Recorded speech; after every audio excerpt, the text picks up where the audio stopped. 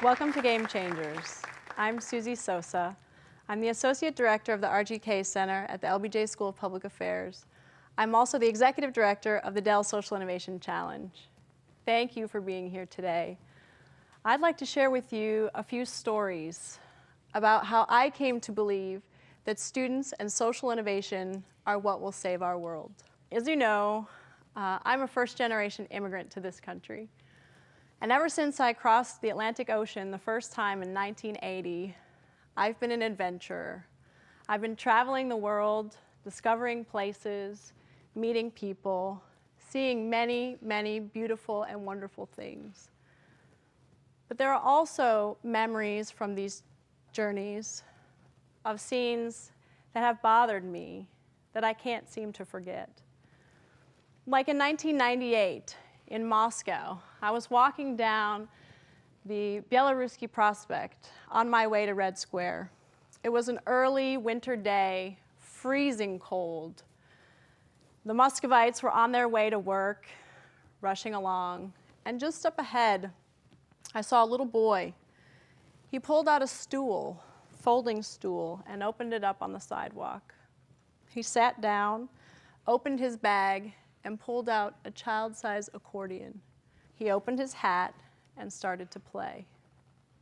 Meanwhile, all the Muscovites just kept walking by, rushing on their way to work, not putting any coins, not even looking at him or acknowledging his existence.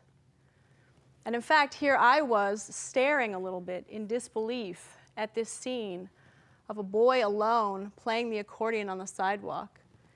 And he kind of scowled back at me, surprised. In Mumbai, another scene that many of you might have experienced. My taxi stopped at a stoplight, and just as my head looked out the window, a crowd of children descended upon us, banging on the taxi window, looking at me, asking for food, asking for money. And for those of you that might have experienced this, you know that half of you wants to look out the window, to acknowledge them, and to try to understand just a little bit, why are these children out there? Where are the adults that are supposed to be taking care of them? And yet the other half of me was frozen. I felt guilty. I felt ashamed. I didn't know what I could do. I felt this way in the US too. In fact, here in Texas, driving along the US-Mexico border in between El Paso and Juarez, you go off the main road into the desert. On this day, it was summer. It was scorching hot. The sand and the dust was blowing around. And as we're driving, getting closer and closer to Mexico, what do we see in the distance? Forms emerging.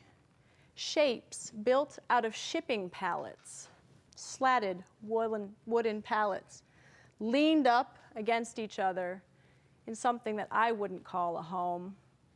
No windows, no doors, no electricity, no running water, no sewage. And yet people live here every single day.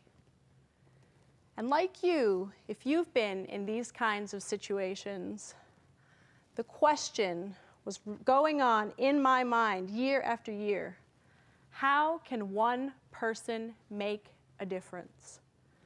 Problems so deep, so entrenched, so systemic that even if I gave every single day to trying to solve just one of them, what would it add up to?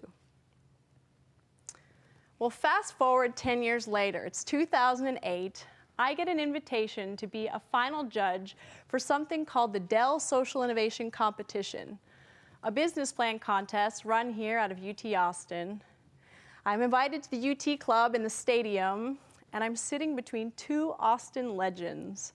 On my left is Lee Walker, a giant of a man, the first president of Dell, and on my right, Tom Meredith, the former CFO of Dell, an equal giant for his role in the community and in philanthropy. And before us are two guys, students from the University of Virginia, pitching their enterprise, Husk Power Systems. What they want to solve is the problem of darkness, of people in northern India, in Bihar, who live without any electricity. And so at night, when you want to leave your home after the sun has set, say, to go to the bathroom, you hope that you won't step on a snake, or if you're a young woman, even worse, that a hand won't reach out and grab you in the night. But what impressed me is these two students, with their team at the University of Virginia, had actually designed and invented a biomass-fueled generator powered by the discarded waste from rice farming.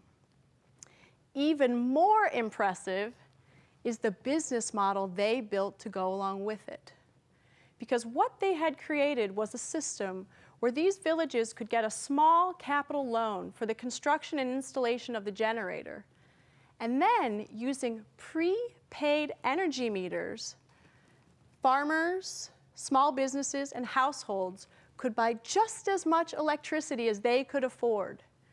And so now, in a financially sustainable model, micro-enterprises like flour mills and farmers could increase their yield during the day, and villagers now had the option to have enough power to fuel a couple of incandescent lights, a fan, or in many cases, a cell phone charger in their homes.